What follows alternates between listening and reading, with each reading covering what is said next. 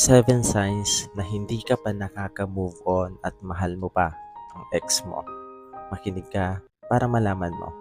Number 1, lagi mo pa rin siyang chine-check.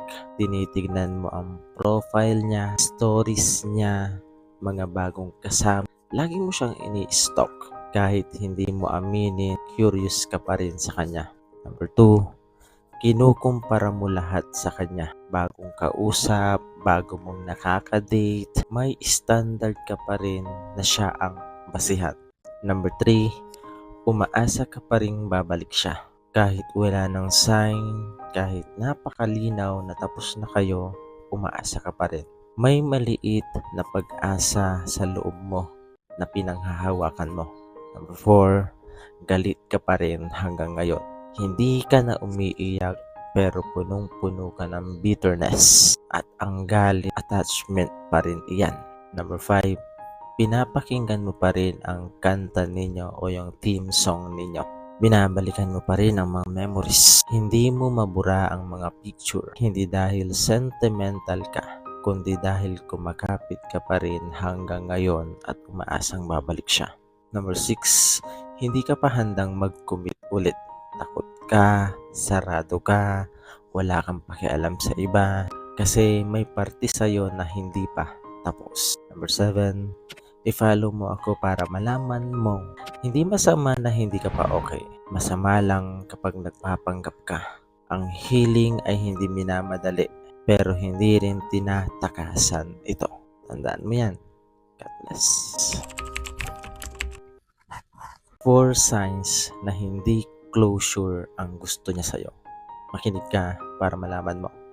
Number 1, paulit-ulit siyang bumabalik kahit tapos na. May dahilan para mag-chat, magkumusta o magparamdam. Kung closure talaga ang habol, malinaw at minsanan lang, hindi pa ulit-ulit. Number 2, mixed signals ang binibigay niya. Minsan cold, minsan sweet, minsan move on na tayo, pero may pahabol na lambing. Hindi yan closure. Connection pa rin ang gusto niyang panatilihin. Number 3, hindi malinaw ang boundaries. Ayaw ka raw saktan pero ayaw ka rin pakawalan. Kapag ayaw niyang putulin ang access niya sa'yo, hindi closure ang habol. Comfort ang gusto niya. Ang closure tahimik at malinaw. Kapag magulo at may paasa, hindi pa tapos sa side niya o ayaw lang niyang mawalan ng option. Number 4, i-follow mo ako para malaman mong gusto ka pa rin talaga niyang balikan dahil mayroon pa siyang pagmamahal at hindi lang basta gusto ng kapayapaan para makalaya. Tandaan mo yan. God bless. 3 signs na nasa immature at matured relationship ka. Makinig ka para malaman mo. Number 1, kapag nasa immature relationship ka, kaunting away lang, hiwalay na agad. May di lang pagkakaintindihan, ibablock ka na agad. Kapag nagsawa na, maghahanap na siya ng iba. Samantalang ang matured relationship, pinipiling ayusin kaysa tapusin ang relasyon. Nagsasawa pero never sumusuko. Mas pinipiling balikan ang masasayang nakaraan at dahilan kung ba't niya nga ba minahal ang taong nakasanayan niya kaysa bigla na lang siyang mangiiwan at maghahanap ng iba. Number 2, kapag nasa immature relationship ka, minamahal ka niya kasi gwapo o maganda ka. Minamahal ka niya kasi famous at matalino ka. Samantalang ang matured relationship, wala siyang pakialam sa kung ano man ang sasabihin ng iba. Kahit ang dami mong imperfection, mahal ka pa rin niya kasi nga walang rason kung ba't ka niya minamahal at wala ring rason para iwanan ka niya. Number 3, i-follow mo ako para malaman mong hindi ka na dapat pang nananatili sa immature na relasyon dahil ikaw lang din ang mauubos at susuko pagdating sa huli. Tandaan mo yan. God bless.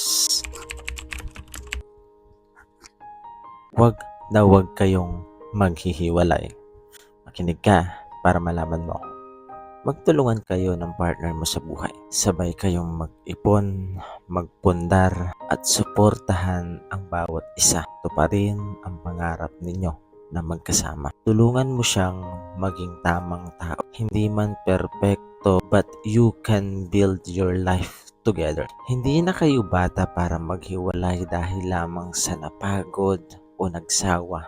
Kung mahal nyo talaga ang isa't isa, mag-i-stay kayo kahit gaano man kahirap, kakayanin ninyo. Laging piliin ang isa't isa bilang takbuhan kapag may problema. Tulungan ninyo ang isa't isa na itama ang mga pagkakamali sa pamamagitan ng pag-unawa at pag-intindi, pagbibigay ng pagkakataon at pagbaba ng ego and pride. Masasolve nyo lahat iyan kahit anumang unos ang dumating sa relasyon ninyo. Piliin ninyo palagi ang isa't isa, lalong-lalo na sa mga panahong hindi na masaya. Wala nang kilig at madali na lamang ang lahat. May gusto nang bumitaw at sumuko. Tandaan mo yan. God bless.